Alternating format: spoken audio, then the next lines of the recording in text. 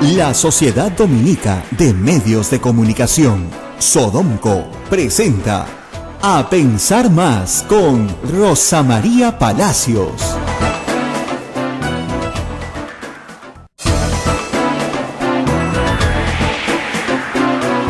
Esta es la hora en todo el Perú, 8 de la mañana, 2 minutos. Estamos en vivo a esta hora con Rosa María Palacios. Buenos días. Muy buenos días, muchas gracias a todos por su paciencia.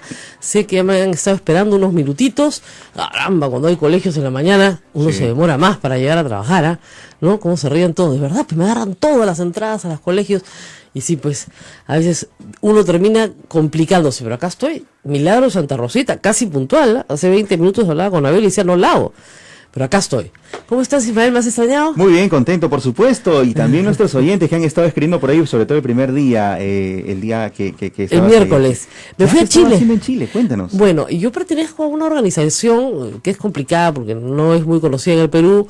Se llama Eisenhower Fellowships. Es una organización fundada en los Estados Unidos hace más de 50 años. Por el presidente Eisenhower. Es una cosa muy curiosa. Por su cumpleaños, sus amigos políticos querían hacerle un monumento, porque era un héroe de guerra, ¿no es cierto? Y él dijo, miren, yo soy un soldado, no me hagan un monumento, prefiero que hagan una fundación para que inviten a gente del mundo entero a conocer los Estados Unidos. Las guerras comienzan por la falta de entendimiento que tenemos los unos de los otros. Este país es poco conocido en el mundo, la democracia en los Estados Unidos es poco conocida en el mundo, y sería mejor que ustedes invitaran a gente de todas partes del mundo para que aquí, sin prejuicios, examinen la democracia americana. Y eso es lo que se ha hecho durante más de 50 años. Este es un fondo, se creó originalmente con un grupo de personas que pusieron un dinero, en vez de hacer una estatua, hicieron una fundación, ese dinero se maneja, y se invita a 25 personas del mundo entero, una vez al año, en el primer semestre, es el programa que yo hice, pero de 25 naciones distintas. Y viajan contigo por todo Estados Unidos durante 2 meses y medio, un programa de citas fabuloso, porque realmente te consiguen las citas que quieras, con quien quieras, desde lo más chiquito hasta lo más grande. Y yo escogí muchos temas en realidad, ¿no? Pero pues tenía muchos intereses, tenía política y periodismo, que eran las dos cosas que iban de la mano. Pero hay gente que viene pues del mundo de la medicina o del mundo de las ciencias, hay muchos políticos, por cierto, abogados, en fin. Y con el transcurso de los años, pues han pasado más de 50, ya van a ser, no, mucho más, 58 años, esta organización ha crecido mucho en el número de fellows, o sea, de becarios que tiene por país. Entonces, en el Perú somos más de 20 vivos, y en Chile también, en Argentina también. Entonces, han comenzado los meetings regionales de los que hemos sido fellows. Y te encuentras con gente muy interesante, porque es gente que tiene hoy posiciones en la política muy importantes y muy interesantes. Así que toman decisiones en todos los países, ¿ya? Y ha sido muy, muy, muy entretenido, un debate político en el que participó Felipe Ortiz de Ceballos, pero estaba José Miguel Unsulza, o sea, gente de mucho nivel pensando lo que está pasando hoy, lo que estamos viendo hoy en América Latina y lo que va a pasar pronto. Y luego tuvimos un debate sobre las AFPs, no saben cómo me he reído, porque ese es un tema que yo he seguido mucho, y el debate terminó siendo interrumpido por un biólogo brasilero que nos dijo que en realidad no entendía el debate porque las personas iban a vivir 150 años. Y que eso estaba a la vuelta de la esquina, que ya estaba muy avanzado, ¿no? Entonces todo nuestro debate sobre, ¿no?, cuántos años vivió una persona quedó completamente fuera de lugar. Y de ahí mucha información sobre formas de hacer empresa diferente. El promedio de vida ha aumentado a 150 años, o en todo caso es una proyección. No, nuestros nietos, no tú. No, claro, no nuestra tú. Próxima generación. Exactamente, tus hijos, tus nietos, sí, porque lo que nos explicó, yo no tenía ni idea, es que ya en plato, digamos en laboratorio, es posible detener el envejecimiento de una célula. Claro. ¿Ah? Si eso incluso puedes hacer que la célula pueda no solamente detener su envejecimiento, sino regresionar. Okay. ¿Ya? Si eso se puede hacer en el laboratorio en un plato, ahora hay que saltar a los ratones y después a los seres humanos. Mis cosas son 20 años. En ciencia es más o menos 20, 30 años. Y a las AFP no les conviene mucho ese tema. No, es que todo el esquema está planteado en que tú te mueras. Exacto, ¿ya? exacto. Entonces, lo que nos va a pasar probablemente es que tengamos que trabajar hasta los 100 años. Pero nos vamos a sentir muy bien. Ahora todos pensábamos, estamos presentes, ay no, yo no quiero vivir 150 años. Diosito, recógeme, ya. ¿no? Bueno, antes el promedio de vida era de 60. Y mucho antes, cuando empieza la República, de 40. 40, imagínate. O sea, 47 años creo que... Ahora, claro, tienes que descartar la mortalidad infantil del primer año. Ok, o sea, correcto. restándola, una vez que el niño supere el primer año, de ahí para adelante, ¿cuál es la esperanza de vida, no? Entonces, porque si promedias con la mortalidad infantil, imagínate, pues es muchísimo No, pues menos, sí, ¿no? sí, sí. Pero... un hombre anciano hace 50 años era un hombre de 60 años. Estoy sorprendido. Todo nos agarró un poco de sorpresa. Y este es un biólogo. Bueno, discutimos también sobre todo el tema de cómo hacer para que empresas que hacen investigación y tecnología tengan financiamiento, que es todo un tema en Latinoamérica también, bien complicado, ¿no? Y nos hicieron una reflexión súper interesante. Ustedes saben que de Latinoamérica tenemos 17 premios Nobel, ¿ya? Pero de esos 17, 5 son en literatura y 5 en paz. Y en física, en química, tenemos 3. Y el resto son, creo que médicos también, pero porque salieron de sus países a hacer ciencia a otros países desarrollados. O sea, no han tenido oportunidad de crecer o desarrollarse en sus propios países. Exactamente. O por lo menos en sus propias regiones. Claro, y por ejemplo este brasileño decía, yo no me quiero ir de Río, Claro. pero si quiero, probablemente quiera fondos para mi investigación, tengo que irme a Río. Y es lo mismo que pasa con los científicos peruanos. Entonces, en letras somos muy buenos, ¿no es cierto? La región tiene 5 premios Nobel en literatura, 2 en Chile además, 1 en Colombia, 1 en Perú, pero no tenemos Nobel en ciencia. Claro. ¿Ya? Y tú dices, claro, bueno, esa es la cumbre de una sociedad. Sí, claro, es la cumbre de una sociedad, pero te deja pensando, dices, sí, no estamos hace muchísimas décadas apostando por la ciencia y la tecnología, estamos apostando por otros temas, pero no por estos que son cruciales. No sé, que esto debería dar un enfoque diferente a la educación primaria, secundaria, y orientarla más nuevamente a la ciencia y tecnología. O al desarrollo de talentos. O al desarrollo de talentos. No vamos a hablar de eso hoy día porque vienen para hablar de Beca 18, pero están en gran discusión también los franceses con sus elecciones, que de repente usted que me escucha, señor, dice que Francia está lejos, que nos interesa. Es bien importante esta elección. ¿Por qué? Porque la candidata Marie Le Pen, que tiene la segunda votación más alta, y ellos van a la segunda vuelta, ellos son los inventores, por si acaso, de la segunda vuelta. Los franceses inventaron nuestro sistema de segunda vuelta.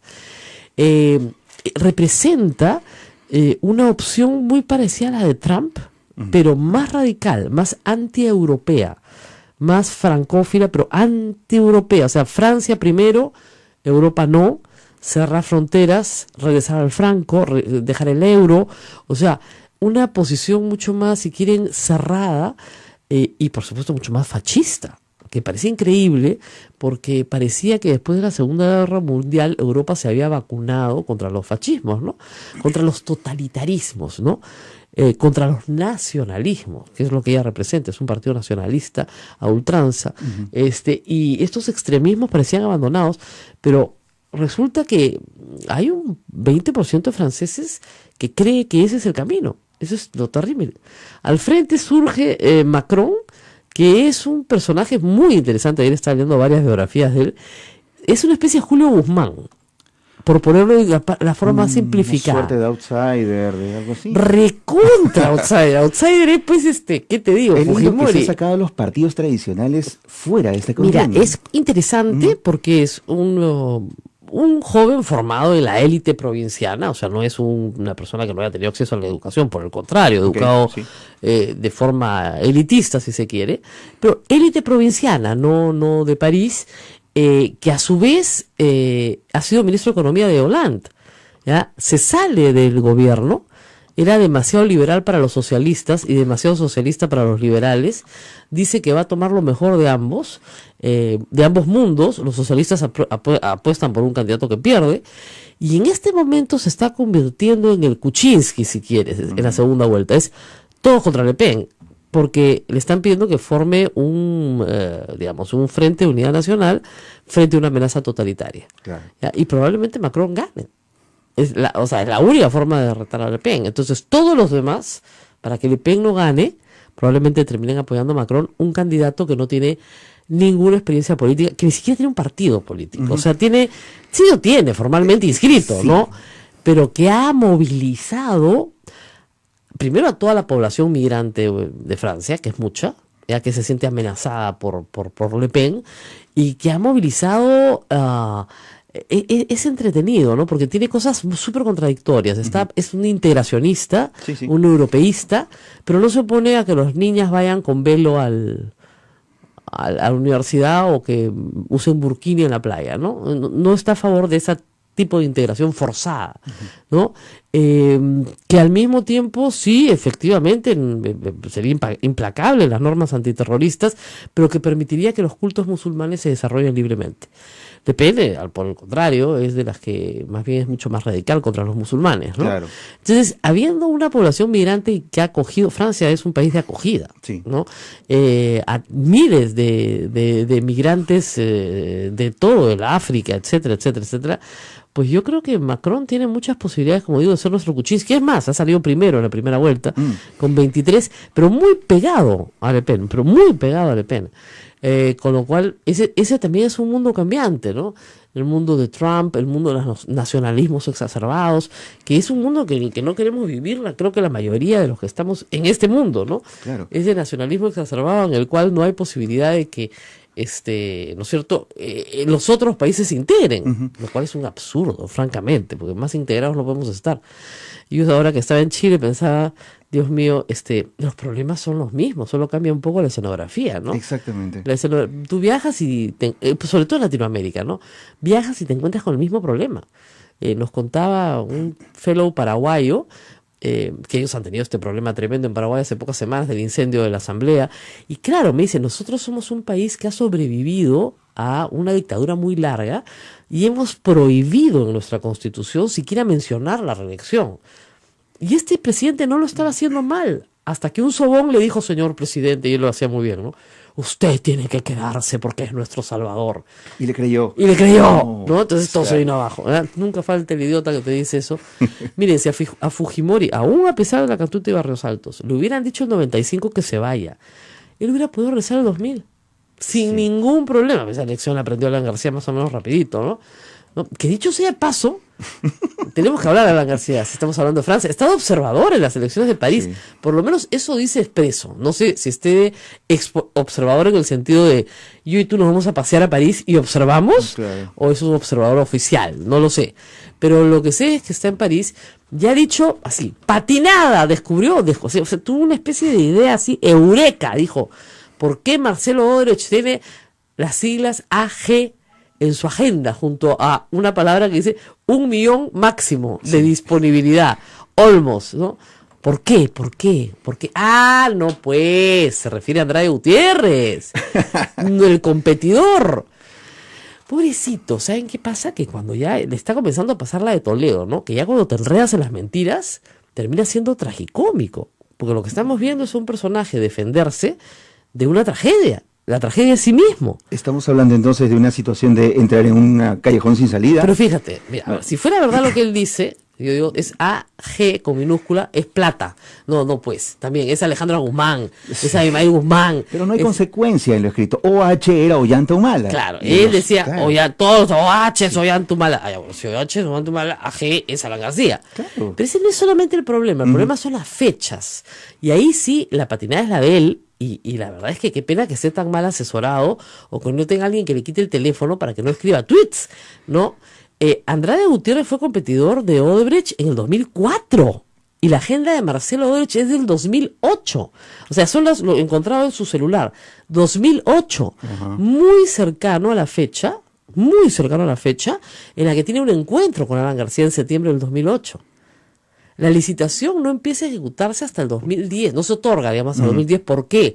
Porque se presenta un solo postor, que es Odebrecht, la declararon nula, la vuelven a hacer y se presenta un solo postor, que es Odebrecht. Son dos proyectos distintos. La palabra Olmos se repite, pero escuchen bien. Uno es el trasvase del río Huancabamba, que su agüita se va al Atlántico, bueno, ahora su agüita se va al Pacífico, ¿no es cierto? Ya, ese es un proyecto. Ese efectivamente arrancó en la época de Alejandro Toledo y dura varios años. Termina su ejecución en el gobierno de García. Y otro proyecto es la irrigación de las pampas de Olmos con el agua que viene del río Huancabamba. Ese proyecto de irrigación, ese sí se licitó en tiempos de Alan García. Él dice que él no firmó nada.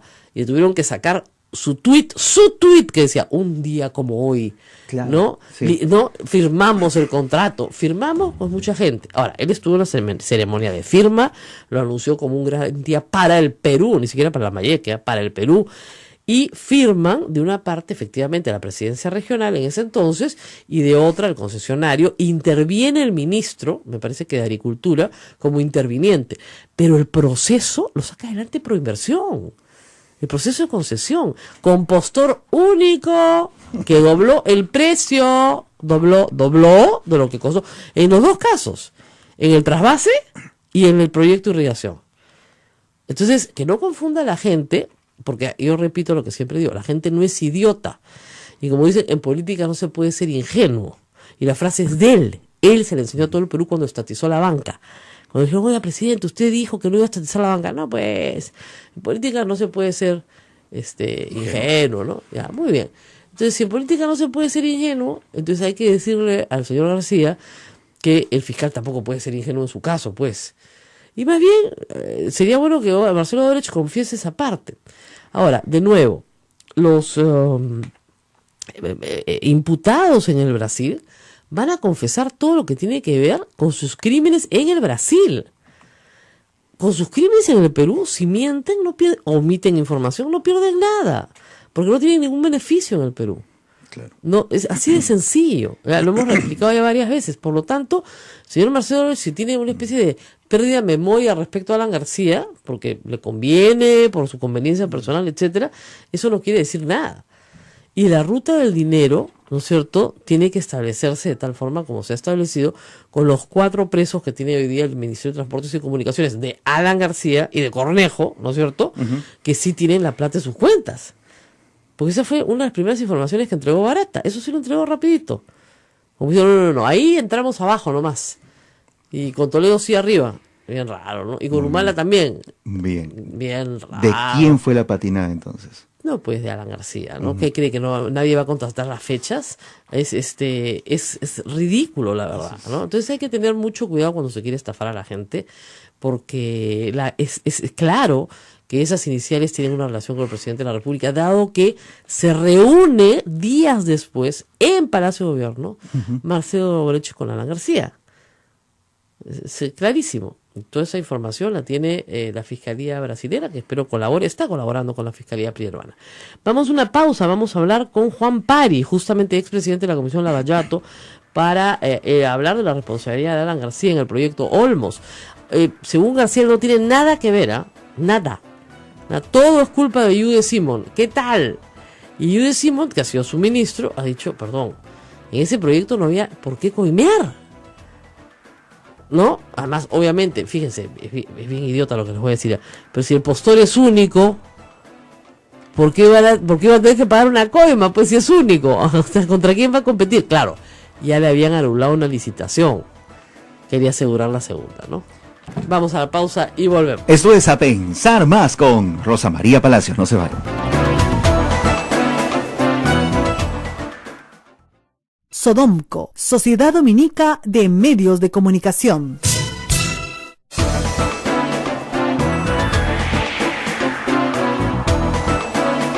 Continuamos, esto es A Pensar Más con Rosa María Palacios en las emisoras de Sodomco, Radio Santa Rosa en Lima, Radio Santo Domingo Chimbote, Radio San Martín Arequipa y Radio Veritas RTV Cusco. También con nuestras emisoras de dominicas, Radio Cepagua Ucayali, Radio Quillabamba La Convención y Radio Madre de Dios en Puerto Maldonado. Bueno, y vamos a esperar en un segundo a hablar con el ex congresista Juan Pari, pero mientras tanto vamos a hablar de otro tema que están poniendo en debate algunas personas con intereses, creo yo, un tanto extraños, ¿no? El indulto a Alberto Fujimori vuelve a la noticia, dado que el presidente de la República ha dicho que hay que voltear la página, y lo ha repetido ayer también. Y esto de voltear la página, anteayer me parece, esto de voltear la página, les digo, para mí no tiene ningún sentido cuando se habla de historia. O sea, cuando tú hablas de una relación personal, por ejemplo, te peleaste con un amigo y dices, mira, ¿sabes qué? Olvidemos el asunto. Tú y él saben perfectamente que no lo van a olvidar nunca. Claro. Solamente que no lo van a volver a discutir por el bienestar de toda la familia. ¿Ok? Perfecto. Pero eso no se puede hacer en historia. En historia tú no puedes agarrar una tijera, cortar 10 páginas tirar un tomo de Jorge Basadre a la basura y decir, ya, este periodo no existió. No, así no funciona. La historia no se niega. Efectivamente puedes reescribirla. Mucha gente trata de reescribirla, ¿no? Con poco éxito o con mucho éxito. Y efectivamente la historia se cuenta siempre desde el punto de vista de los vencedores, que también es verdad. O sea que puede tener una perspectiva. Pero la historia no se puede negar. O sea, los hechos están ahí. Entonces, la bancada fujimorista censuró al ministro Saavedra. Ya, eso es un hecho.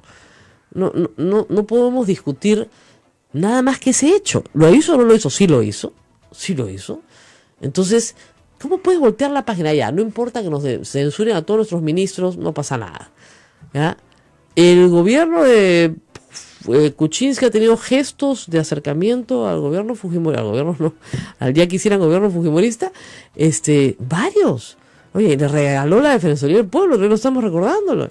Les ha regalado varias cosas, varios puestos, varios personajes dentro del sector público. O sea, que no le toca a él esa parte de la negociación. Claro, y sin embargo, como digo yo, la vocación de alfombra no se las quita a nadie. Entonces, vamos a voltear la página. Y de al frente, nadie les ha pedido voltear la página. O sea, reitero, es un imposible histórico. ¿Ya? O sea, si tú tienes una mala crianza política, sí puedes pedir disculpas. Es decir, señor, le pido disculpas por haberlo ofendido y le pido por favor que usted me perdone. Ah, bueno, sí, eso sí. Pero no puedes decir que lo que pasó no pasó. Sí pasó. Eso es lo que no se entiende. Las cosas pasan. ¿Ya? Tú puedes perdonar, y se usa mucho como terapia, ¿no es cierto?, a tu agresor, incluso hasta a tu violador, para librarte de él. Pero eso no quiere decir que lo que sucedió no haya sucedido y no merezca un castigo. Claro. ¿No es cierto? Entonces, tú cristianamente puedes perdonar al que te robó, ¿no es cierto? Cristianamente, pero eso no borra el hecho de que el señor esté preso por haberte robado. Son dos, creo que se están mezclando dos niveles muy diferentes de la relación entre los seres humanos y las relaciones políticas. Y son la política del día a día es la que construye la historia. Entonces tú no puedes negar, pues, que existió una historia. Entonces, me parece muy raro que hayan salido voces a hablar de liberar a Fujimori y que volteemos la página. Ayer un programa en Canal 9, toda la mañana dedicada a usted liberaría a Alberto Fujimori. Fujimori no puede ser liberado vía indulto, salvo que se trate de un indulto humanitario. El indulto humanitario está, lo hemos discutido 100 veces, tipificado muy claramente. Procede en casos de enfermedad terminal, procede en casos de demencia senil, procede en casos de grave condición física que hace imposible, que la cárcel agravaría. O sea, el hecho de permanecer en cárcel agravaría tu grave condición física incurable y terminal. Entonces, son casos bien puntuales. Cualquier otro indulto viola las disposiciones establecidas por la Corte Interamericana de Derechos Humanos. Tú no puedes indultar a personas que han cometido graves violaciones de derechos humanos. Y el caso de Cacantuti, Barrios Altos y el secuestro de Daira Gorriti son graves violaciones de derechos humanos. Por otro lado, el secuestro de Daira Gorriti no permite indulto. El secuestro no permite indulto, el secuestro agravado. ¿Por qué? Por una ley que aprobó el Fujimorismo hace 10 años. El mismo Fujimorismo votó por ella. De verdad. O sea, no se permite indulto en el caso de secuestro agravado. Entonces, la única forma de que Fujimori salga de la cárcel es por una ley que permita un arresto domiciliario. Cosa a la cual se han negado sistemáticamente la cúpula del Fujimorismo. Yo estoy seguro que los Fujimoristas no, sino Keiko Fujimori y su entorno. Entonces, claro, eso se tendría que dar desde el Congreso de la República. Claro, es una ley simple, sí. Con mayoría simple. Y no se ha hecho hasta el momento. En la que estableces obviamente una regla general, no una regla particular. Es decir, toda persona mayor de 80 años que tenga necesidades de atención médica permanente, por ejemplo, hipertensión, lo que fuera, puede irse a un arresto domiciliario siempre que se verifique que no tiene peligrosidad social. ¿Ok? Entonces, claro, si tienes uno de 81 que es el rey de Lampa y que está más sano que un roble y va a vivir 150 años, no lo puedes sacar, ¿no es cierto? Pero si tienes una persona ya en un estado muy, muy avanzado de menoscabo de sus capacidades físicas, sí, podría sacarlo, pero los fujimoristas no quieren. Entonces, la salida del arresto domiciliario se han negado sistemáticamente. La salida del indulto jurídicamente no es posible, salvo una grave razón de salud. Entonces no se puede. Yo ayer escuchaba al doctor Paco Castillo que decía, los 8 o 10 años de pena por todos los delitos de corrupción ya han sido concluidos. Y para el resto ya cumplió 1/3 de su pena, por lo tanto alcanza los beneficios de ley. Sí, alcanzaría los beneficios de ley si no se tratara, reitero, si no se tratara de secuestro agravado. Claro. Por una ley establecida por no Congreso, el anterior Congreso donde participó el fujimorismo y votó a favor de la ley. Oyente, aló, muy buenos días. Señora, buenos días. Si me permite al aire un comentario sobre los abusos que viene haciendo el alcalde por acá. ¿Cuál alcalde, señor? Ya, habla Carlos Quiroga de La Molina. El alcalde de reelección Zurek y sus demás hierbas abusan con los cambistas de dólares con más de 20 años de experiencia, con permisos de anteriores y actual alcalde. Resulta que la señora Silvia, mamá del alcalde y de la tercera edad, el 15 del presente se acercó y llamó la atención a un cambista como impresentable y cochinos, entre otras ofensas. Señor, yo no puedo probar nada de lo que usted me está diciendo. Tendría que ir a averiguar, enviar un reportero. No tenemos reporteros, no hacemos periodismo con reporteros en este momento, entonces me es imposible probar que todo lo que usted diga es cierto. Y además, si la mamá del alcalde le dijo cochino, yo no veo por qué eso tenga que ser un tema de interés nacional. ¿No es cierto? Lo cierto es que varias municipalidades están prohibiendo los cambistas en la calle por una razón de seguridad, es decir, para que no los maten, ¿no es cierto? Que es una razón bien importante, ¿no es cierto?, de protección. Discutible, porque hay gente que está dispuesta a arriesgar la vida a cambio de tener un trabajo, pero por lo menos hay una razonabilidad en la medida. Vamos a hacer una pausa y vamos a regresar. Vamos a hablar hoy día de Beca 18. No se muevan, sobre todo a todos nuestros oyentes en la red Sodomco a nivel nacional, porque hay interesantes, bien interesantes ofertas, si quieren, de becas educativas que a veces se desperdician porque no se postula. Y de verdad que es bien interesante que un joven venga a estudiar a Lima con todo pagado si es que tiene la capacidad para hacerlo. Así que no se muevan, regresamos. Sodomco, Sociedad Dominica de Medios de Comunicación.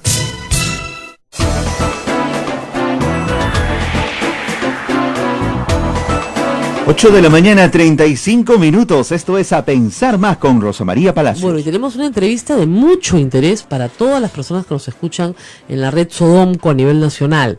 Estamos con la doctora Marushka Chocobar. Ella ha estado antes acá porque ese apellido es inolvidable. Ella es directora de Beca 18. Algunos pensaron que Beca 18 iba a desaparecer después de el gobierno de Antumala. No ha sido así, al contrario, es un programa muy grande.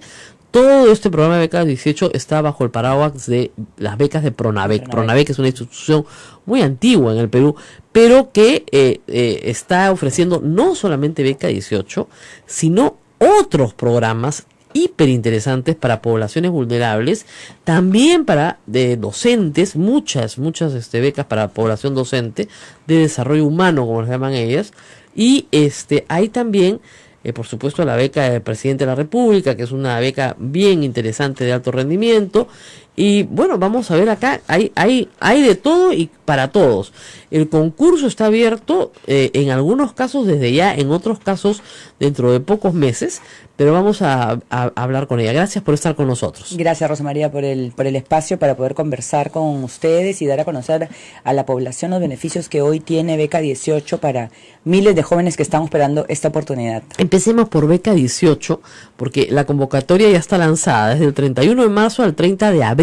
Es correcto. Y son 40.000 becas, perdón, 4.000 becas. 4.000 becas. Y hay una segunda convocatoria del 1 de mayo al 2 de junio. Es correcto. Muy bien. Yo la última vez que estuve acá, le dije, fíjese, esto de Beca 18 es una gran idea. Imagínense ustedes, 4.000 chicos de todo el Perú, chicos y chicas de 17, 16, 18 años postulando a la universidad, y resulta que el Estado te paga la Universidad Católica, la Universidad Cayetano Heredia, la Universidad del Pacífico, la Universidad de Lima, es decir, las mejores universidades del país te la paga íntegra, ¿no? Y tú vienes de una población muy marginada, muy pobre, rural, amazónica o andina. Wow, es un salto enorme, ¿no es cierto?, en la vida de una persona.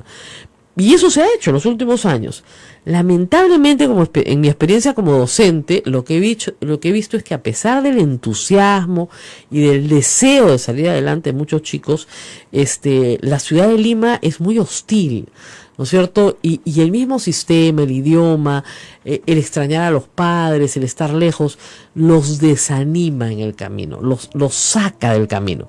¿Cómo hacer para que esos chicos, y después de todo el esfuerzo que se ha hecho en ellos, porque al segundo o tercer año desertan, cómo hacer para que se mantengan en el programa? ¿Qué están pensando después de la experiencia vivida? Bien, Rosa María, es una de nuestras principales preocupaciones hoy. Durante 5 años, bueno, de lanzamiento de Pronavec, antes, o sea, INAVEC hoy cumpliría 44 años este año, y ha venido con un fortalecimiento del tema de subsidios para la educación muy fuerte, y con Pronavec desde el 2012, con el lanzamiento de Beca 18 y una serie de propuestas, el enfoque era y siempre fue también dar el acceso.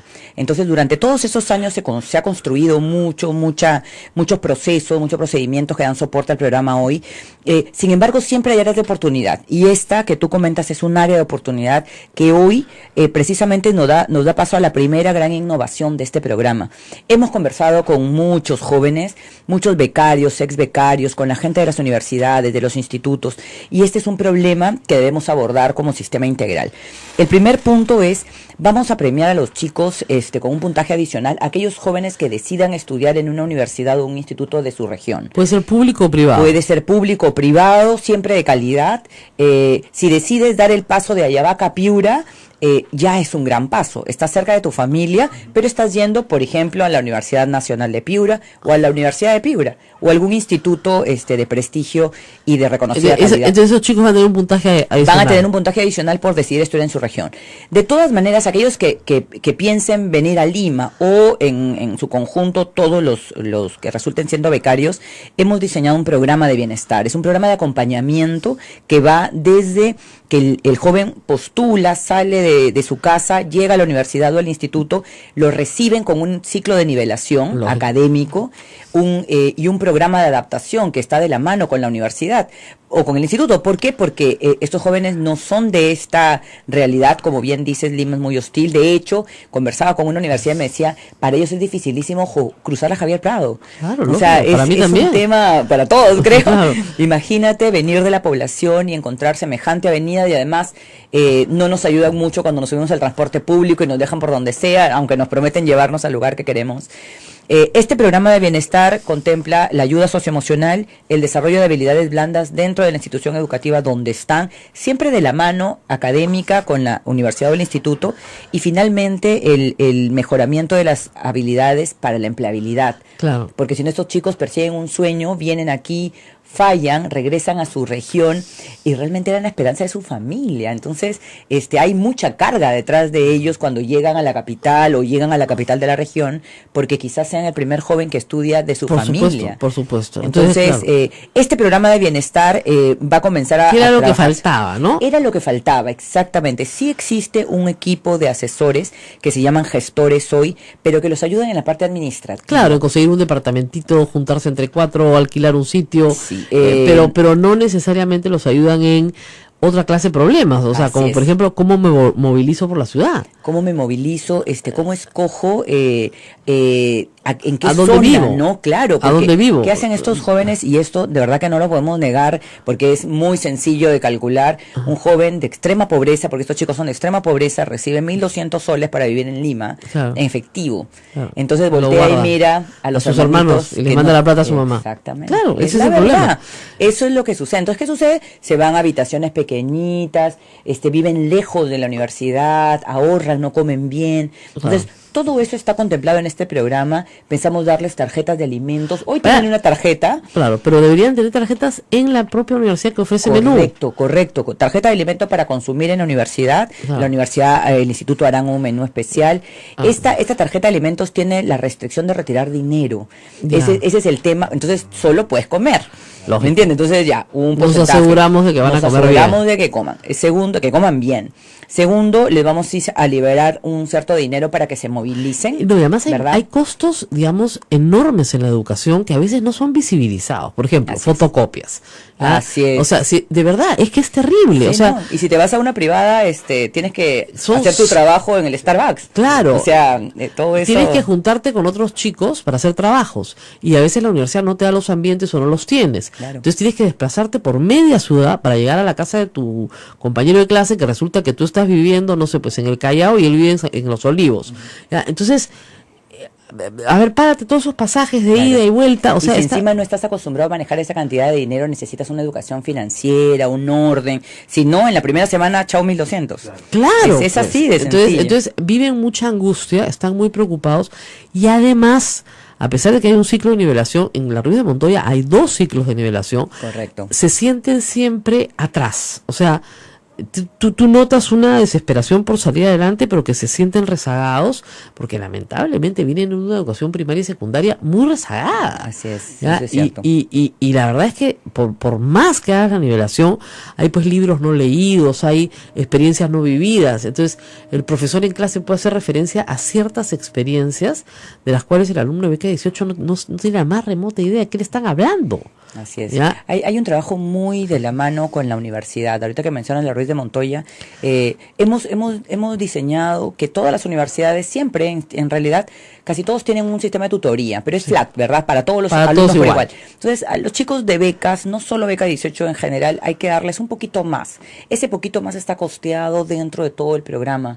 Y considero, y tengo mucha confianza en que así será, que vamos a lograr disminuir la deserción por todos los motivos, porque no solamente... ¿En qué porcentaje ha estado la deserción? Estamos en 15%. Claro. Es un volumen alto. En general, mira, un programa sin acompañamiento tiene un promedio de 27 a 30% de deserción. O sea, cuando le das la beca y le dices, esto es tuyo, ¿no? Éxitos. Solo. Y que es muy claro, y hay que explicarle al público cuál es el problema. Que el Estado invierte 1 o 2 años en la educación desde chico, que no va a terminar. Entonces, ha podido gastar ese dinero en uno que sí va a terminar. ¿No es cierto? Entonces no queremos que deserten, queremos que se queden hasta el final. Así es. Y ahí, déjame comentarte, y finalmente cuando hay un programa con acompañamiento, ya lo demuestra, por ejemplo, el estudio reciente del Instituto de Fomento Educativo, la deserción baja al 3%. O sea, imagínate, ¿no? Claro, como tú comentas, hay un costo detrás del acompañamiento que tiene que ser compartido con la institución educativa, porque el Estado no puede entregar todo tampoco. Entonces, ahora, vamos a ir a una pausa, pero hay muchas preguntas, seguramente todos ustedes me están preguntando cuál es la página web, por dónde entro. Vamos a rezar con todo eso y también hablarle un poco a los padres, ¿no es cierto? Que tampoco es fácil lanzar a tu hijo de 17 años a algo que, ¿no? Es la ciudad. Claro, y chao. Claro. Y chao. Y no lo vas a ver hasta Navidad de repente, ¿no? Entonces, vamos a hablar también un poco del otro lado, ¿no? Del lado de los papás. Muchos de los papás no tienen secundaria completa, ¿no es cierto? La gran mayoría de los papás ni siquiera tienen secundaria completa. Y están mandando a sus hijos a Lima a estudiar solos. Y obviamente hay muchos miedos. Hay también un tema, se van a molestar conmigo, pero hay un tema de género. ¿Por qué? Porque los padres tienen mucho miedo de que sus hijas mujeres vayan solas a Lima, mucho más miedo de que sus hijos vayan, lo cual no debería ser así, pero es la realidad. En fin, de todos estos temas vamos a hablar, pero vamos a la pausa y volvemos. Hacemos una pausa, volvemos. Esto es A Pensar Más con Rosa María Palacios.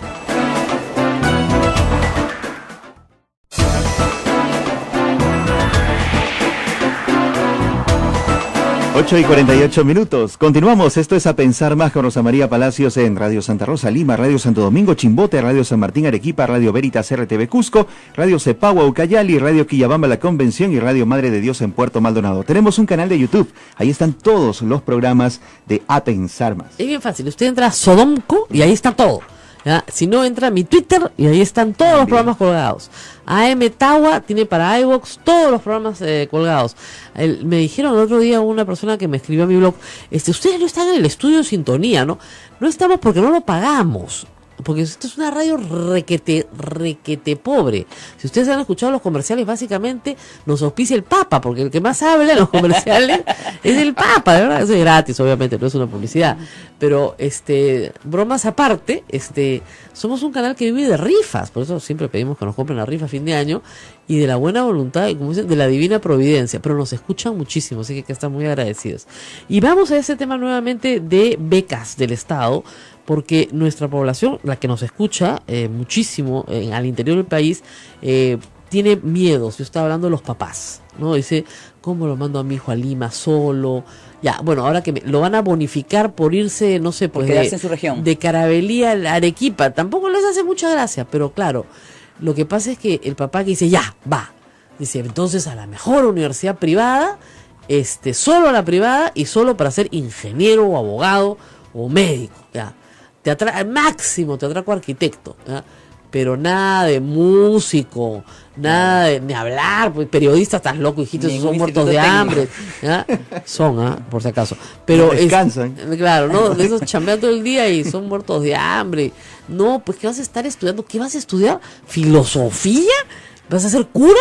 No, hijito, eso no. Pues si te están pagando a la universidad, estudia, pues una cosa que te dé plata, ¿no? Entonces, administración de empresas, por último, ¿no? ¿Tienen ese problema? Tenemos ese problema y mira, y con mucho más énfasis por eso es que se vienen a Lima. Claro. 15% de nuestros becarios hoy, que hay 52.000 desde la creación de Pronavec, 15% son de Lima, y 85 de provincias. Sin embargo, el 50% viven en Lima, o sea, se vienen masivamente a Lima. Entonces, sí tenemos el problema de las carreras, de un poco el sesgo del padre familia sobre el hijo, pero también tenemos el sesgo contra los estudios técnicos.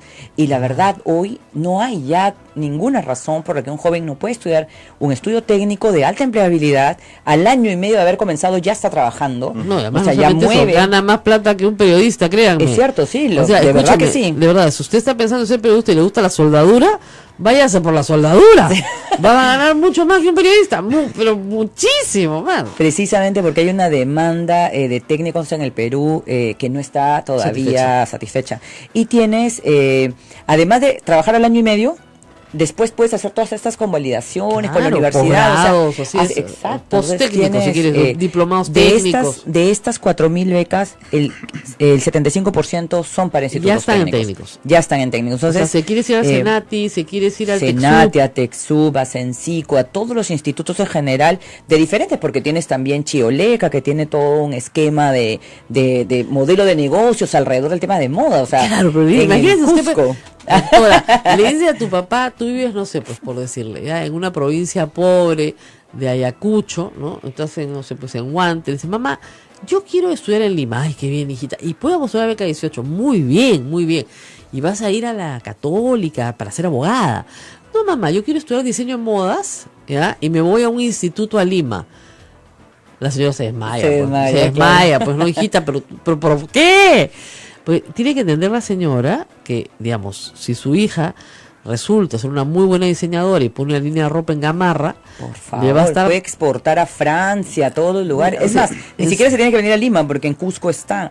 Y tienes en Fotur también, y tienes claro, todo el tema de gastronomía. O sea, en realidad, no estamos viendo, además de los soldadores, de todos los sistemas y carreras que tienen Senati, Sensico, que están en alto apogeo. Buenísimo. Joyería, por ejemplo, relojería. O sea, hay un montón de carreras técnicas que necesitan, o sea, muchísimas que necesitan harta mano de obra y que además son interesantes porque se pueden engarzar dentro de la tradición familiar. Así es. Y mantienes esa... Claro. Imagínate una tradición familiar peruana, claro. No sé, pues joyeros de Catacaos. Pero ninguno ha estudiado técnicamente, ¿no? Entonces todos son de padre a hijo. Entonces a una persona que tiene las capacidades artesanales la mandas a hacer la carrera técnica de joyería. ¿Ya? Entonces mejoras notablemente sus procesos, sus técnicas, ¿no? Y eso regresa a su zona y eso implica una mejora realmente cualitativa de la calidad de los productos y por tanto de sus ventas y todo lo demás. Y si a eso le sumas alguna Entonces, señora, carrera... no tiene que ser abogado. Claro. Si a esto, o sea, estos chicos le van a dar trabajo al abogado. Claro, así de sencillo, claro. Y al administrador y al contador. Claro. Y si a esto lo sumas a estas carreras de ADEX, por ejemplo, la completas, ¿no? Porque ya tienes comercio internacional y todo el esquema cerrado de algo que necesita la región. Claro. Y así nos comenzamos a mover. Realmente esto es lo que necesita el país, que comencemos a desarrollar. Exactamente. Esto proviene, Rosa María, también a nuestra invitada, de un problema que ya tiene mucho tiempo. Hay muchos que consideran que hay que elegir una carrera de acuerdo a cuánto te va a rendir económicamente, y ahí se está dejando de lado el tema de la explotación de el gran recurso del talento de cada persona, claro, y sus capacidades. Sí. No, y tu felicidad espiritual, o sea, correcto. Al final de cuentas, miren, nosotros estamos dentro de un convento en este momento. Ajá. Aquí nadie se metió al convento para ganar plata, por si acaso, y todos son bien felices, los puedo invitar cualquier día. Entonces, hay vocaciones que te van a dar mucha felicidad. De repente no tanto a tus padres, que van a estar preocupados siempre por ti, pero que te van a hacer feliz, y de lo que se trata finalmente, amigos, es de ser lo más felices que se pueda. Hablaban hace un momento de deserciones, por y supuesto. Esto va por ese lado también. Yo quisiera, sobre estos dos temas, primero, los jóvenes pueden visitar Ponte en Carrera, y ahí tienen todas las carreras, como para que puedan elegir aquella. Ahora, doctora, si el tema es económico. Yo me imagino que la pregunta es, doctora, pero si no estoy muy segura, tengo 17 años, me quiero cambiar. Yo tengo yo pertenecía a la generación en que tú entras a la universidad y terminas tu carrera. ¿Ya? ¿Te guste o no te guste? Sí, sí. Ya no, pues. A veces tengo chicos que están en el 5º ciclo y que han pasado por 4 facultades, ¿no? Entonces, ¿Qué hacer? O sea, ¿se puede dentro de Beca 18 cambiar de carrera? Se puede cambiar de carrera. Yo les pediría, y ahí un poquito tomando lo que tú comentas, porque este es el fin de Pronavec y de todos los programas que tenemos. El joven tiene que hacer su trabajo de investigación, tiene que entrar en Ponte Carrera, tiene que ver dónde trabaja la carrera que a él le interesa, escuchar a los padres siempre, pero también guiarse por aquello que lo va a hacer feliz, porque si no, al 2º o 3er ciclo, mira, esto no es para mí, y se van y ni siquiera es que piden cambio, sino que se regresan y son sus sueños frustrados, los sueños de su familia, la esperanza de la comunidad. Entonces hay que pensar bien, hay que tomar una buena decisión. Y de verdad, lo que estamos nosotros anhelando en los próximos años es tener cerca de 30.000 jóvenes que promuevan los valores. Imagínate, becarios vigentes que promuevan el espíritu positivo. Ahora, ya han pasado 5 años de Beca 18, ¿ya tenemos algunas historias de éxito? Tenemos algunas historias de éxito. Este año es el año en el que más se egresan. Este año, a finales, se egresan cerca de 15.000 chicos. Bueno. Entonces, a partir de enero vamos a contar la historia de cómo están estos chicos, pero yo conozco a un joven, Rubén, que mira, estuvo enfermo, se enfermó por esto de que no comía bien, esto que hemos conversado antes, jaló y le mandamos su resolución de retiro de beca porque perdió, ¿no? Entonces se fue a su pueblo, no les contó nada a sus papás porque le daba vergüenza, y los papás le dicen, hijo, no te vas a ir a Lima, te toca estudiar, y les contó. Finalmente su papá vendió una tierrita, se vino a estudiar acá los cursos que había repetido, porque esos no los cubrimos nosotros, y regresó a Pronavec con todas sus notas a decirnos, denme una segunda oportunidad. Hicimos todos los estudios y los análisis de la ley, etcétera, la cual estamos modernizando también, y le devolvimos la beca. Este muchacho, extraordinario, ¿no? O sea, ingeniería civil, unas notazas. Entonces, ¿y cuál es su sueño? Ser alcalde de su región. El chiquito es de Yungay, imagínate. Tenemos que decirle a mi productor que estamos esperando la entrevista para Juan Pari, pero mejor la vamos a tener mañana porque quedan 3 minutos para que acabe el programa y necesitamos hablar extensamente con el ex congresista del problema, digamos, del descubrimiento del semanario Hildebrand en sus 13 sobre una pista de Alan García. Yo quiero seguir hablando un poquito más sobre las becas porque sé que este tema le interesa mucho a la gente que nos escucha fuera de Lima. En Lima también, ¿no? Pero también a la gente. ¿Cuál es la página web donde hay que entrar? Yo les recomiendo entrar a Facebook. En Facebook, Pronavec, ahí tenemos un equipo de gente contestando. Ya. Además, por favor, la postulación está absolutamente simplificada. Solo necesitan 4 documentos de 25 que presentaban antes. Ahora, ¿a dónde se presentan los documentos? En un sistema que se llama CIBEC. Ya. Ahí en www.pronavec.gov.pe pueden encontrar el sistema CIBEC. Además, es en línea. Es en línea. Todos no necesitan ir a ningún lado. No es mandar los documentos escaneados. levanta su constancia de admisión, su certificado de estudios, solo si cuando estás ingresando a CIVEC no te precarga la data, porque ya estamos conectados con el ministerio. Si no aparecen tus datos, ok, ahora sí sube tu certificado de estudios. Eso es básico para todos, modalidad ordinaria. Pero si además vives en el BRAEM, perteneces a un albergue, en Guayaga, etcétera, subes tu papelito. Para que te den una bonificación. Para que te den una bonificación. Y además, si tienes habilidades especiales, estás en CONADIS, eres de Reparet, de las víctimas del terrorismo, o vives en una zona afectada por la emergencia 2017, ahorita tienes un puntaje adicional. También subes tu papelito. Qué bueno. Entonces, nada más que eso. Nada más que eso. Y no ahora, la pregunta es, ¿cómo prueban que son pobres? Por el CISFO, pero el CISFO, cuando uno ingresa su DNI, inmediatamente, porque tenemos un web service con el MIDIS, aparece si eres pobre o no pobre, o si no estás categorizado. Y si no estás categorizado, te aparece qué hacer para que te categoricen. Eso es en realidad muy sencillo. El Ministerio de Inclusión Social nos ha puesto focalizadores en todas las regiones para poder levantar rápidamente esta. Para que quede claro, esto no es para clase media. No, beca 18 es una beca de inclusión social, lo que no significa que no hay oportunidades para quien no tenga. Hay otras oportunidades. Una serie de oportunidades. Ahora vamos a mencionar, pero beca 18 es para gente que tiene muy pocos ingresos. Muy poco, extrema pobreza. Extrema pobreza, muy bien. Entonces, que quede claro que no es señora que me está escuchando en Lima que dice, bueno, entonces si son 4 documentos, facilito, ya está. No. Tiene otras alternativas. Hay otras oportunidades para poblaciones hay varias para poblaciones vulnerables. Entren a la página, las tengo acá, porque hay varias becas docentes, porque el docente también está dentro de la población vulnerable, lamentablemente es un docente pobre. Y ahí también hay becas bien interesantes. Hay becas para los hijos de los docentes. Es una beca 18 prácticamente para ellos. Claro. Y también becas dirigidas a determinados jóvenes de determinadas ubicaciones, ¿no? Por ejemplo, todo el tema de Saramurillo, las cuencas del río Pastaza, Tigre, Corrientes, Marañón y Quechua, tienen 200 becas para hacer una carrera técnico-productivo. También hay otra carrera técnico-productivo para todos los que son víctimas, ¿no es cierto?, del seguimiento de acciones de todos los que son víctimas de terrorismo. ¿Ya? Luego la beca, como les digo, docentes. Pero luego hay becas de desarrollo humano, que me parece bien interesante, porque estas son becas ya de posgrado en algunos casos. En algunos casos son de posgrado y en algunos, por ejemplo, la beca vocación de maestro, aquel que decidió ser maestro, que es difícil en la vida porque no está dentro de las favoritas de los papás, aquel que decidió ser maestro tiene una beca especial. Es como un beca 18 solamente para los que deciden ser maestros y no requiere CISFO. Ahora, estas son para personas que tengan alto rendimiento académico. Correcto. O sea, tienes que hacer primero tu clase y ahí sí no requiere ser pobre, Así es. Ahí no requiere ser pobre, te pueden pagar completita tu educación de maestro siempre y cuando tengas un alto rendimiento académico en secundaria. Así es. Y esto es gratis, y es en cualquier universidad. En cualquier universidad, costos académicos, manutención, Ahora, lo que hace el postulante, digamos, es postula primero, tiene su ingreso y de ahí se presenta. Y de ahí se presenta, exacto, a la beca. Ahora, ¿qué pasa si un chico hizo eso y no se presentó a la beca al primer año? ¿Al segundo año se puede presentar? Sí, pero ya con la beca permanencia. Existe el que ya está estudiando, que no tuvo la oportunidad, porque mira, Rosa María, hay algunas personas que dicen, bueno, pero en el colegio no fui tan bueno, fui medio palomilla, entonces no saqué buenas notas, pero ya estando en la universidad, sí. Demuestra el primer ciclo que tiene buenas notas y el segundo ciclo puede postular a la beca permanencia.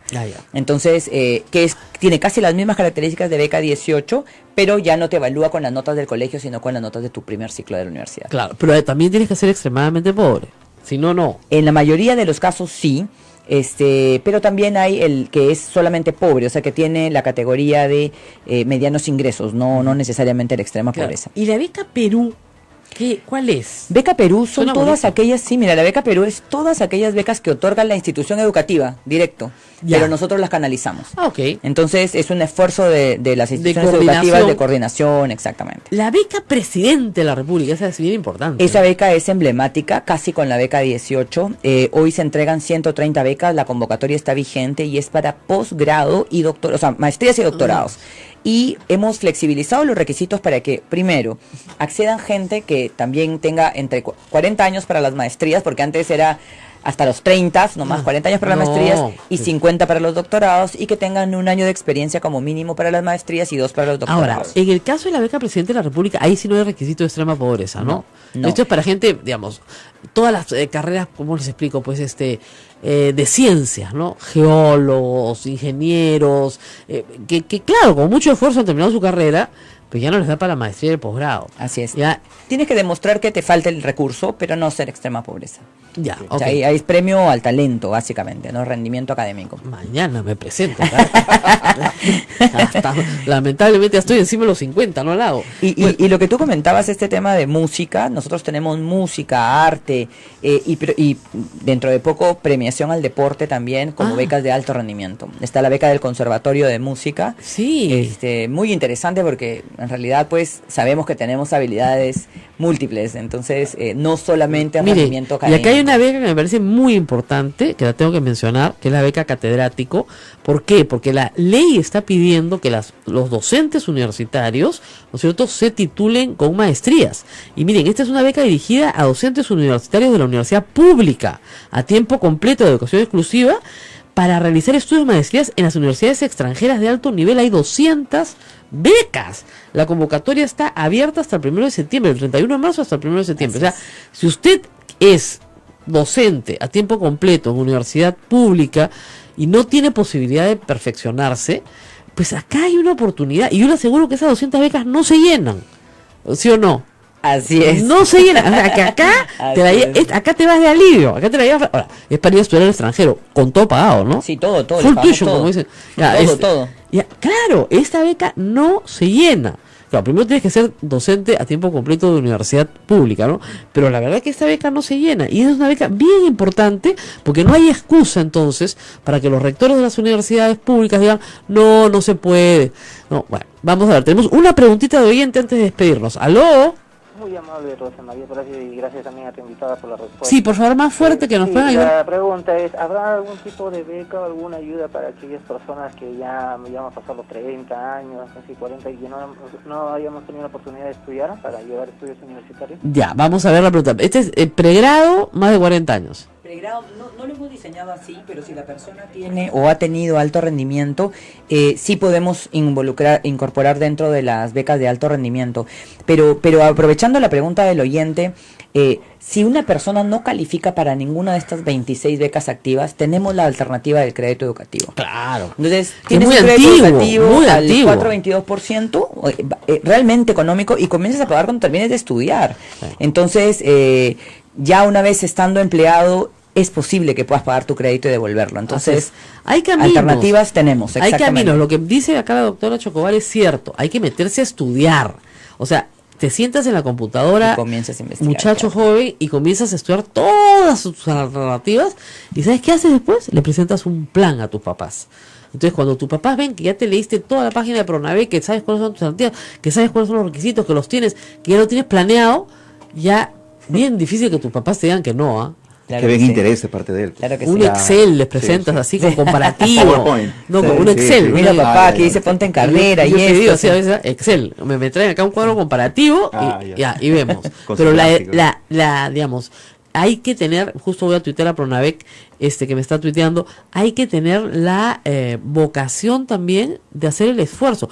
Cuando uno va a estudiar afuera, sobre todo en los Estados Unidos, mira, uno se pasa horas de horas buscando las aplicaciones, bajándolas, llenándolas, pidiendo las cartas de referencia, llenando los requisitos, comparando los financiamientos, viendo qué puedes pagar, qué no puedes pagar, buscando. Entonces hay muy buenas becas. Yo he sido becaria en los Estados Unidos, no una beca completa, pero sí algo que me permitió estudiar y pagarme yo misma mi maestría.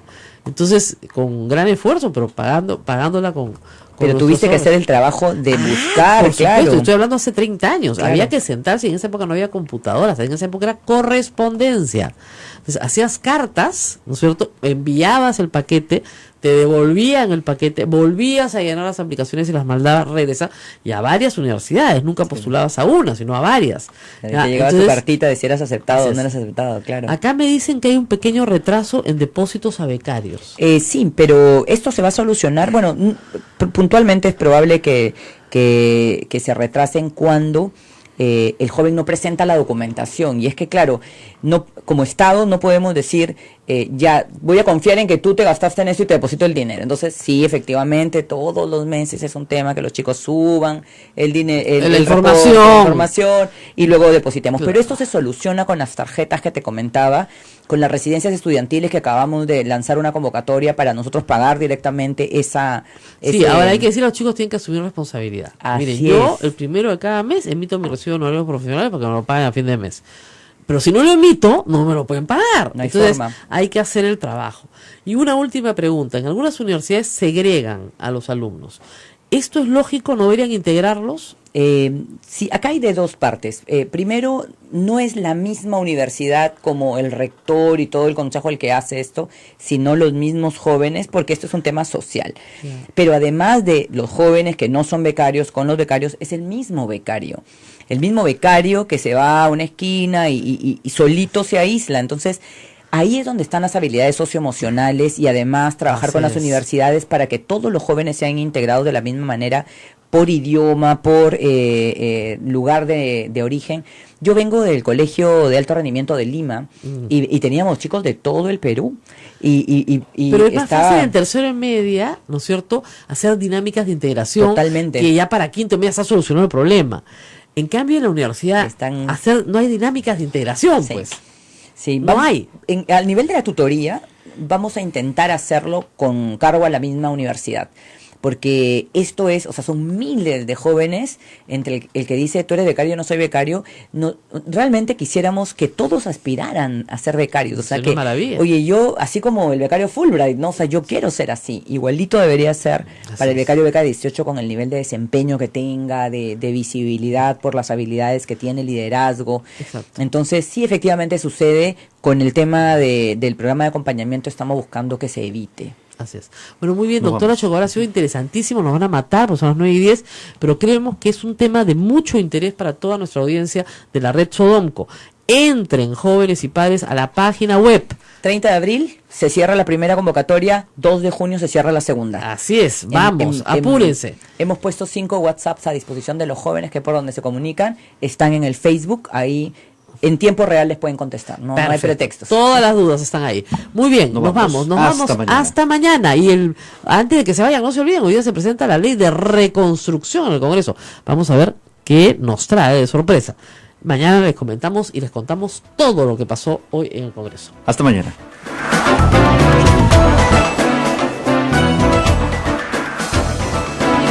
Hasta aquí. A pensar más con Rosa María Palacios. Este programa fue producido por la Sociedad Dominica de Medios de Comunicación, Sodomco.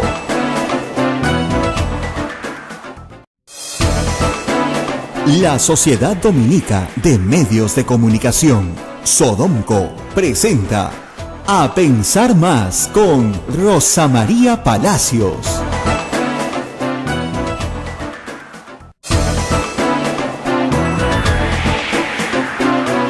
Esta es la hora en todo el Perú, 8 de la mañana, 2 minutos. Estamos en vivo a esta hora con Rosa María Palacios. Buenos días. Muy buenos días, muchas gracias a todos por su paciencia. Sé que me han estado esperando unos minutitos. Caramba, cuando hay colegios en la mañana, uno se demora más para llegar a trabajar, ¿no? Cómo se ríen todos, de verdad, pues me agarran todas las entradas a los colegios. Y sí, pues, a veces uno termina complicándose, pero acá estoy, Milagro Santa Rosita, casi puntual. Hace 20 minutos hablaba con Abel y decía, no la hago. Pero acá estoy. ¿Cómo estás, Ismael? ¿Me has extrañado? Muy bien, contento, por supuesto. Y también nuestros oyentes que han estado escribiendo por ahí, sobre todo el primer día, el día que el miércoles. Me fui a Chile. En Chile, cuéntanos. Bueno, y yo pertenezco a una organización que es complicada porque no es muy conocida en el Perú. Se llama Eisenhower Fellowships. Es una organización fundada en los Estados Unidos hace más de 50 años. Por el presidente Eisenhower. Es una cosa muy curiosa. Por su cumpleaños, sus amigos políticos querían hacerle un monumento, porque era un héroe de guerra, ¿no es cierto? Y él dijo, miren, yo soy un soldado, no me hagan un monumento, prefiero que hagan una fundación para que inviten a gente del mundo entero a conocer los Estados Unidos. Las guerras comienzan por la falta de entendimiento que tenemos los unos de los otros. Este país es poco conocido en el mundo, la democracia en los Estados Unidos es poca conocida en el mundo, y sería mejor que ustedes invitaran a gente de todas partes del mundo para que aquí, sin prejuicios, examinen la democracia americana. Y eso es lo que se ha hecho durante más de 50 años. Este es un fondo, se creó originalmente con un grupo de personas que pusieron un dinero, en vez de hacer una estatua, hicieron una fundación, ese dinero se maneja, y se invita a 25 personas del mundo entero, una vez al año, en el primer semestre, es el programa que yo hice, pero de 25 naciones distintas. Y viajan contigo por todo Estados Unidos durante 2 meses y medio, un programa de citas fabuloso, porque realmente te consiguen las citas que quieras, con quien quieras, desde lo más chiquito hasta lo más grande.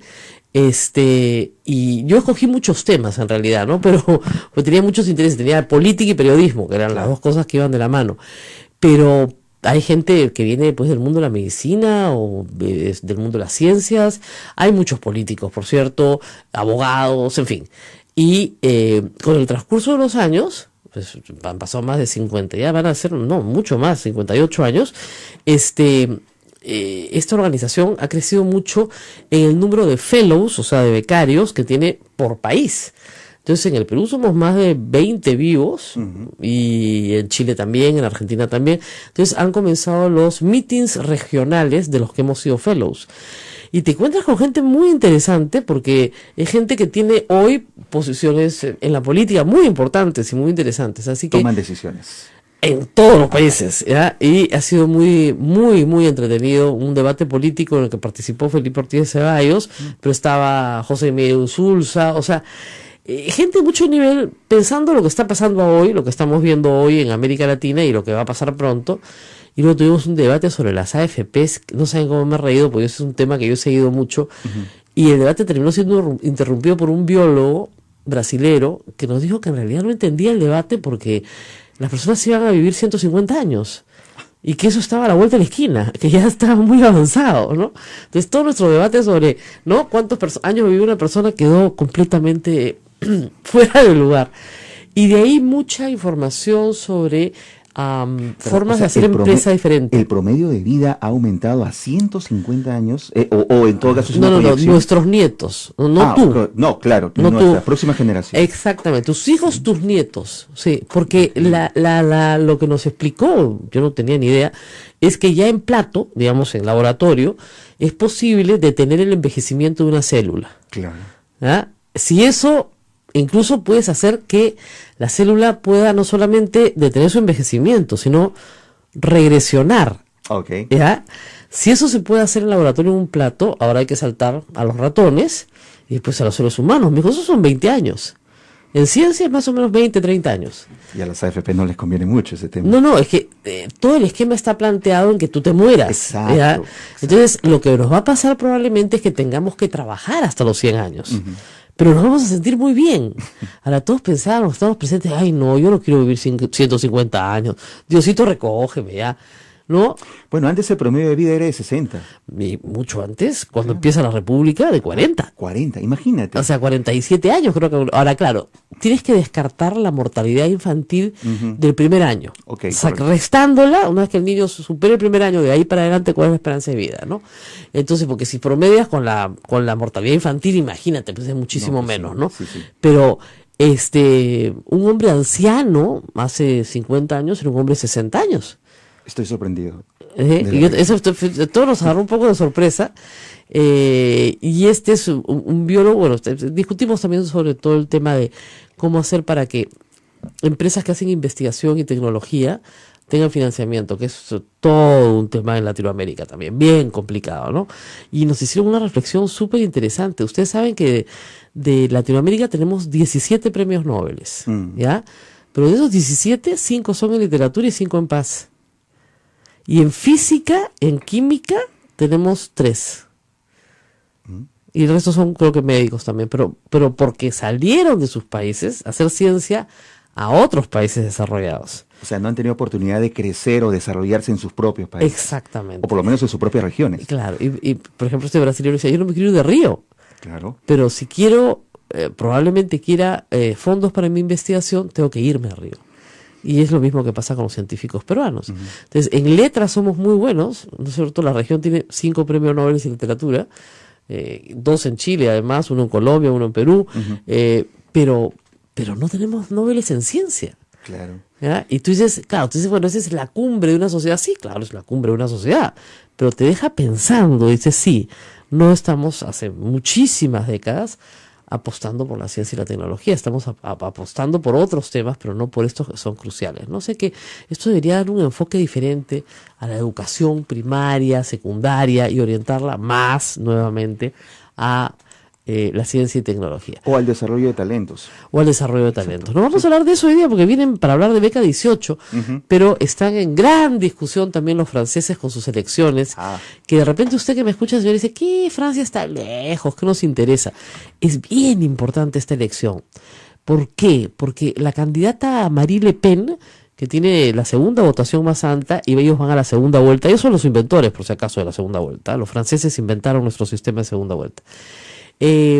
Representa una opción muy parecida a la de Trump, pero más radical, más anti-europea, más francófila, pero anti-europea. O sea, Francia primero, Europa no, cerrar fronteras, regresar al franco, dejar el euro.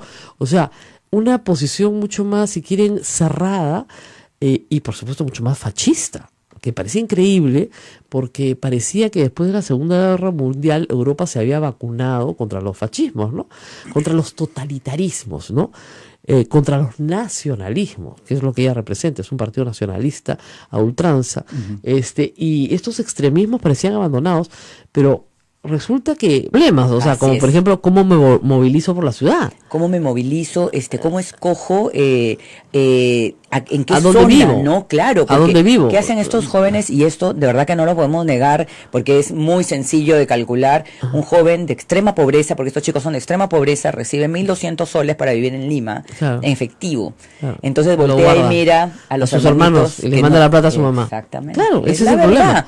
Eso es lo que sucede. Entonces, ¿qué sucede? Se van a habitaciones pequeñitas, viven lejos de la universidad, ahorran, no comen bien. Entonces, todo eso está contemplado en este programa. Pensamos darles tarjetas de alimentos. Hoy tienen una tarjeta. Claro, pero deberían tener tarjetas en la propia universidad que ofrece menú. Correcto. Tarjeta de alimentos para consumir en la universidad. La universidad, el instituto harán un menú especial. Esta tarjeta de alimentos tiene la restricción de retirar dinero. Ese es el tema. Entonces, solo puedes comer. ¿Me entiendes? Entonces ya, un porcentaje. Nos aseguramos de que van a comer bien. Nos aseguramos de que coman. Segundo, que coman bien. Segundo, les vamos a liberar un cierto dinero para que se movilicen. No, y además hay costos, digamos, enormes en la educación que a veces no son visibilizados. Por ejemplo, fotocopias.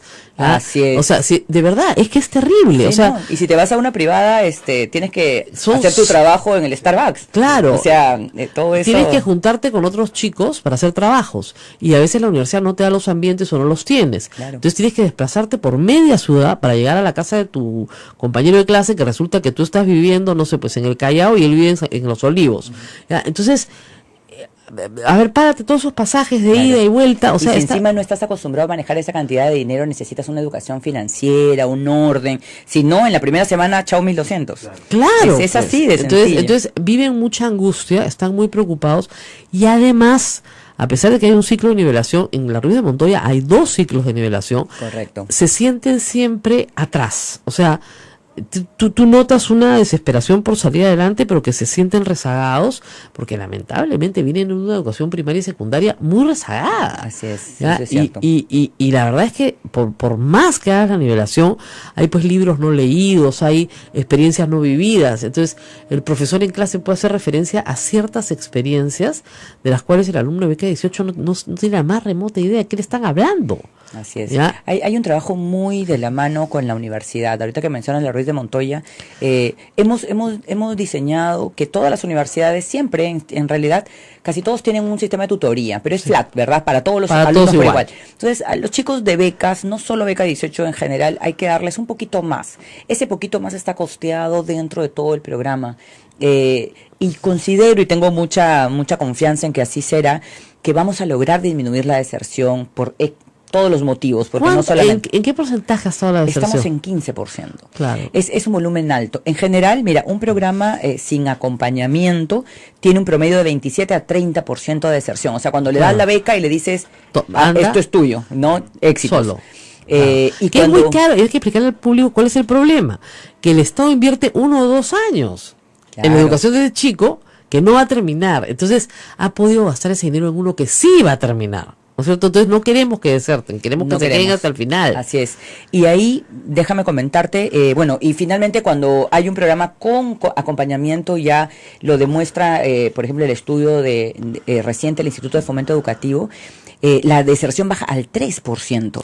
O sea, imagínate, ¿no? Claro, como tú comentas, hay un costo detrás del acompañamiento que tiene que ser compartido con la institución educativa, porque el Estado no puede entregar todo tampoco. Entonces, ahora, vamos a ir a una pausa, pero hay muchas preguntas, seguramente todos ustedes me están preguntando cuál es la página web, por dónde entro. Vamos a rezar con todo eso y también hablarle un poco a los padres, ¿no es cierto? Que tampoco es fácil lanzar a tu hijo de 17 años a algo que, ¿no? Es la ciudad. Claro, y chao. Claro. Y chao. Y no lo vas a ver hasta Navidad de repente, ¿no? Entonces, vamos a hablar también un poco del otro lado, ¿no? Del lado de los papás. Muchos de los papás no tienen secundaria completa, ¿no es cierto? La gran mayoría de los papás ni siquiera tienen secundaria completa y están mandando a sus hijos a Lima a estudiar solos. Y obviamente hay muchos miedos. Hay también un tema, se van a molestar conmigo, pero hay un tema de género.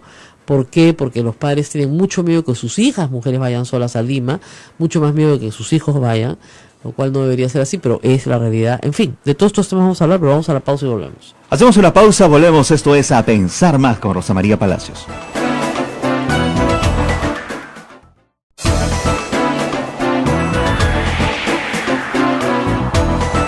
8:48. Continuamos. Esto es A Pensar Más con Rosa María Palacios en Radio Santa Rosa, Lima, Radio Santo Domingo, Chimbote, Radio San Martín, Arequipa, Radio Veritas, RTV Cusco, Radio Cepagua, Ucayali, Radio Quillabamba, La Convención y Radio Madre de Dios en Puerto Maldonado. Tenemos un canal de YouTube. Ahí están todos los programas de A Pensar Más. Es bien fácil. Usted entra a Sodomco y ahí está todo. ¿Ya? Si no, entra a mi Twitter y ahí están todos los programas colgados. AM Tawa tiene para iVoox todos los programas colgados. Me dijeron el otro día una persona que me escribió a mi blog, ustedes no están en el estudio de sintonía, ¿no? No estamos porque no lo pagamos. Porque esto es una radio requete pobre. Si ustedes han escuchado los comerciales, básicamente nos auspicia el Papa, porque el que más habla en los comerciales es el Papa, de verdad. Eso es gratis, obviamente, no es una publicidad. Pero, bromas aparte, somos un canal que vive de rifas, por eso siempre pedimos que nos compren la rifa a fin de año, y de la buena voluntad, y como dicen, de la divina providencia, pero nos escuchan muchísimo, así que están muy agradecidos. Y vamos a ese tema nuevamente de becas del Estado, porque nuestra población, la que nos escucha muchísimo al interior del país, tiene miedos. Yo estaba hablando de los papás, ¿no? Dice, ¿cómo lo mando a mi hijo a Lima solo? Ya, bueno, ahora que lo van a bonificar por irse, no sé, pues quedarse en su región. De Carabelía a Arequipa, tampoco les hace mucha gracia, pero claro, lo que pasa es que el papá que dice, ya, va, dice, entonces a la mejor universidad privada, solo a la privada y solo para ser ingeniero o abogado o médico, ya. Máximo te atraco arquitecto, ¿ya? Pero nada de músico, nada de ni hablar, pues periodistas estás loco, hijitos, son muertos de hambre, ¿ya? Son, por si acaso. Pero no descansan. Claro, no, de esos chambean todo el día y son muertos de hambre. No, pues ¿qué vas a estar estudiando? ¿Qué vas a estudiar? ¿Filosofía? ¿Vas a ser cura? No, hijito, eso no. Pues si te están pagando a la universidad, estudia, pues una cosa que te dé plata, ¿no? Entonces, administración de empresas, por último, ¿no? ¿Tienen ese problema? Tenemos ese problema y mira, y con mucho más énfasis por eso es que se vienen a Lima. Claro. 15% de nuestros becarios hoy, que hay 52.000 desde la creación de Pronavec, 15% son de Lima, y 85 de provincias. Sin embargo, el 50% viven en Lima, o sea, se vienen masivamente a Lima. Entonces, sí tenemos el problema de las carreras, de un poco el sesgo del padre familia sobre el hijo, pero también tenemos el sesgo contra los estudios técnicos. Y la verdad, hoy no hay ya ninguna razón por la que un joven no puede estudiar un estudio técnico de alta empleabilidad. Al año y medio de haber comenzado ya está trabajando. No, además, o sea, ya mueve. Gana más plata que un periodista, créanme. Es cierto, sí, o sea, de verdad que sí. De verdad, si usted está pensando en ser periodista y le gusta la soldadura, váyase por la soldadura. Va a ganar mucho más que un periodista, pero muchísimo más. Precisamente porque hay una demanda de técnicos en el Perú que no está todavía satisfecha. Y tienes, además de trabajar al año y medio, después puedes hacer todas estas convalidaciones con la Claro, universidad. posgrados, Exacto. Posttécnicos, si quieres, diplomados técnicos. De estas 4.000 becas, el 75% son para institutos Ya están técnicos. en técnicos. Ya están en técnicos. Entonces, o sea, se quieres ir al Senati, se quieres ir al Senati, a TechSoup, a Sensi. Hay un 20% de franceses que cree que ese es el camino. Eso es lo terrible. Al frente surge Macron, que es un personaje muy interesante. Ayer estaba leyendo varias biografías de él. Es una especie de Julio Guzmán, por ponerlo de la forma simplificada. Una suerte de outsider, de algo así. Recontra outsider. Outsider es, pues, ¿qué te digo? El único que Fujimori. se ha sacado a los partidos tradicionales fuera de este Mira, convenio. es interesante porque es un joven formado en la élite provinciana, o sea, no es una persona que no haya tenido acceso a la educación, por el contrario, educado sí. De forma elitista, si se quiere, pero élite provinciana, no de París, que a su vez ha sido ministro de Economía de Hollande, ¿ya? Se sale del gobierno, era demasiado liberal para los socialistas y demasiado socialista para los liberales. Dice que va a tomar lo mejor de ambos mundos. Los socialistas apuestan por un candidato que pierde, y en este momento se está convirtiendo en el Kuczynski, si quieres, en la segunda vuelta. Es todo contra Le Pen, porque le están pidiendo que forme un frente de unidad nacional frente a una amenaza totalitaria. Claro. ¿Ya? Y probablemente Macron gane. Es la única forma de derrotar a Le Pen. Entonces, todos los demás, para que Le Pen no gane, probablemente terminen apoyando a Macron, un candidato que no tiene ninguna experiencia política, que ni siquiera tiene un partido político. O sea, sí lo tiene formalmente inscrito, sí, ¿no? Pero que ha movilizado primero a toda la población migrante de Francia, que es mucha, ya que se siente amenazada por Le Pen, y que ha movilizado... es entretenido, ¿no? Porque tiene cosas súper contradictorias. Es un integracionista, Sí. un europeísta, pero no se opone a que los niñas vayan con velo a la universidad o que usen burkini en la playa, ¿no? No está a favor de ese tipo de integración forzada, ¿no? Que al mismo tiempo, sí, efectivamente, sería implacable en las normas antiterroristas, pero que permitiría que los cultos musulmanes se desarrollen libremente. Depende, por el contrario, es de las que más bien es mucho más radical contra los musulmanes, ¿no? Claro. Entonces, habiendo una población migrante que ha acogido, Francia es un país de acogida, Sí. ¿no? A miles de migrantes de todo el África, etcétera, etcétera, etcétera. Pues yo creo que Macron tiene muchas posibilidades, como digo, de ser nuestro Kuczynski. Es más, ha salido primero en la primera vuelta, con 23, pero muy pegado a Le Pen, con lo cual, ese también es un mundo cambiante, ¿no? El mundo de Trump, el mundo de los nacionalismos exacerbados, que es un mundo que no queremos vivir, creo que la mayoría de los que estamos en este mundo, ¿no? Claro. Ese nacionalismo exacerbado en el cual no hay posibilidad de que, ¿no es cierto?, los otros países se integren, lo cual es un absurdo, francamente, porque más integrados no podemos estar. Yo ahora que estaba en Chile pensaba, Dios mío, los problemas son los mismos, solo cambia un poco la escenografía, ¿no? Exactamente. Tú viajas y, sobre todo en Latinoamérica, ¿no? Viajas y te encuentras con el mismo problema. Nos contaba un fellow paraguayo, que ellos han tenido este problema tremendo en Paraguay hace pocas semanas del incendio de la Asamblea. Y claro, me dice, nosotros somos un país que ha sobrevivido a una dictadura muy larga y hemos prohibido en nuestra Constitución siquiera mencionar la reelección. Y este presidente no lo estaba haciendo mal, hasta que un sobón le dijo, señor presidente, y él lo hacía muy bien, ¿no? Usted tiene que quedarse porque es nuestro salvador. Y le creyó. ¿No? Entonces todo claro. se vino abajo, ¿verdad? Nunca falta el idiota que te dice eso. Miren, si a Fujimori, aún a pesar de la Catuta y Barrios Altos, le hubieran dicho el 95 que se vaya, él hubiera podido regresar el 2000, sin ningún problema. Esa elección la aprendió Alan García más o menos rapidito, ¿no? Que dicho sea de paso, tenemos que hablar de Alan García, si estamos hablando de Francia, ha estado observador en las elecciones de París, Sí. por lo menos eso dice expreso, no sé si esté observador en el sentido de yo y tú nos vamos a pasear a París y observamos, Claro. o es un observador oficial, no lo sé, pero lo que sé es que está en París, ya ha dicho así, patinada, descubrió, o sea, tuvo una especie de idea así, eureka, dijo, ¿por qué Marcelo Odebrecht tiene las siglas AG en su agenda, junto a una palabra que dice 1 millón máximo de disponibilidad? Olmos, ¿no? ¿Por qué? Ah, no, pues, se refiere a Andrade Gutiérrez, el competidor. Pobrecito, ¿saben qué pasa? Que cuando ya le está comenzando a pasar la de Toledo, ¿no? Que ya cuando te enredas en las mentiras, termina siendo tragicómico. Porque lo que estamos viendo es un personaje defenderse de una tragedia. La tragedia en sí mismo. Estamos hablando entonces de una situación de entrar en un callejón sin salida. Pero fíjate, mira, a ver, si fuera verdad lo que él dice, yo digo, es AG con minúscula, es plata.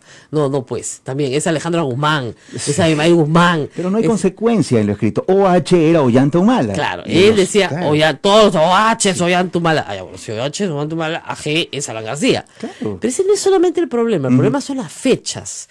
Y ahí sí, la patinada es la de él. Y la verdad es que qué pena que esté tan mal asesorado o que no tenga alguien que le quite el teléfono para que no escriba tweets, ¿no?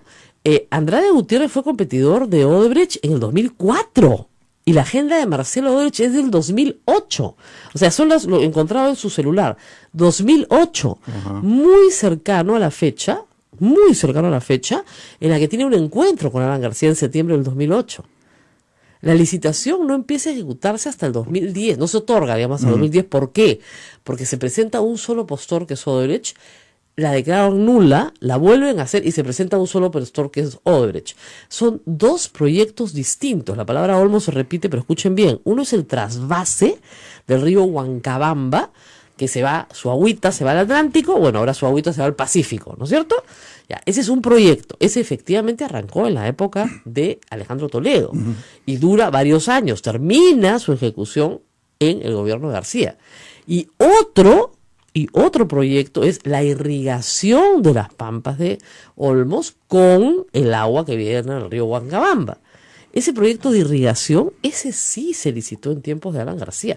Él dice que él no firmó nada y tuvieron que sacar su tweet que decía un día como hoy, claro, ¿no? Sí. No firmamos el contrato, firmamos pues mucha gente. Ahora, él estuvo en la ceremonia de firma, lo anunció como un gran día para el Perú, ni siquiera para la Mayeque, para el Perú.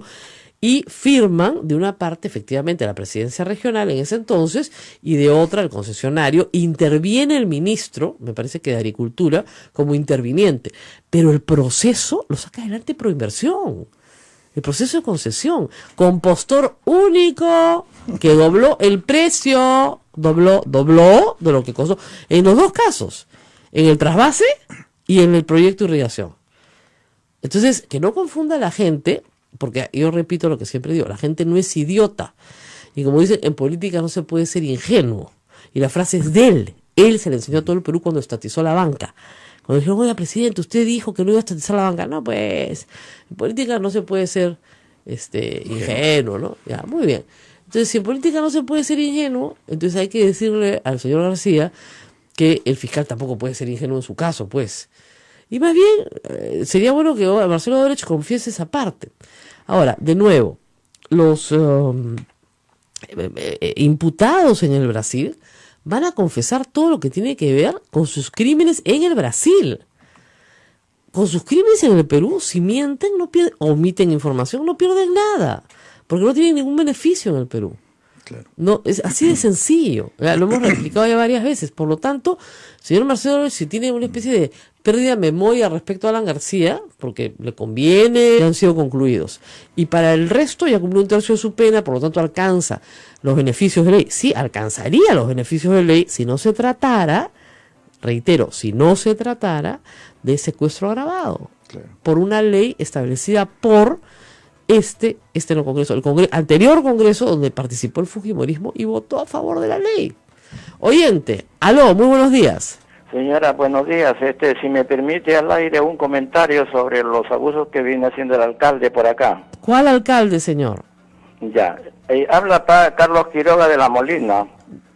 El alcalde de Reelección Surek y sus demás hierbas abusan con los cambistas de dólares con más de 20 años de experiencia, con permisos de anteriores y actual alcalde. Resulta que la señora Silvia, mamá del alcalde y de la tercera edad, el 15 del presente se acercó y llamó la atención a un cambista como impresentable y cochinos, entre otras ofensas. Señor, yo no puedo probar nada de lo que usted me está diciendo. Tendría que ir a averiguar, enviar un reportero. No tenemos reporteros, no hacemos periodismo con reporteros en este momento. Entonces me es imposible probar que todo lo que usted diga es cierto. Y además, si la mamá del alcalde le dijo cochino, yo no veo por qué eso tenga que ser un tema de interés nacional. ¿no es cierto? Lo cierto es que varias municipalidades están prohibiendo los cambistas en la calle por una razón de seguridad, es decir, para que no los maten, ¿no es cierto? Que es una razón bien importante, ¿no es cierto?, de protección. Discutible, porque hay gente que está dispuesta a arriesgar la vida a cambio de tener un trabajo, pero por lo menos hay una razonabilidad en la medida. Vamos a hacer una pausa y vamos a regresar. Vamos a hablar hoy día de Beca 18. No se muevan, sobre todo a todos nuestros oyentes en la red Sodomco a nivel nacional, porque hay interesantes, bien interesantes ofertas, si quieren, de becas educativas que a veces se desperdician porque no se postula. Y de verdad que es bien interesante que un joven venga a estudiar a Lima con todo pagado si es que tiene la capacidad para hacerlo. Así que no se muevan, regresamos. Sodomco, Sociedad Dominica de Medios de Comunicación.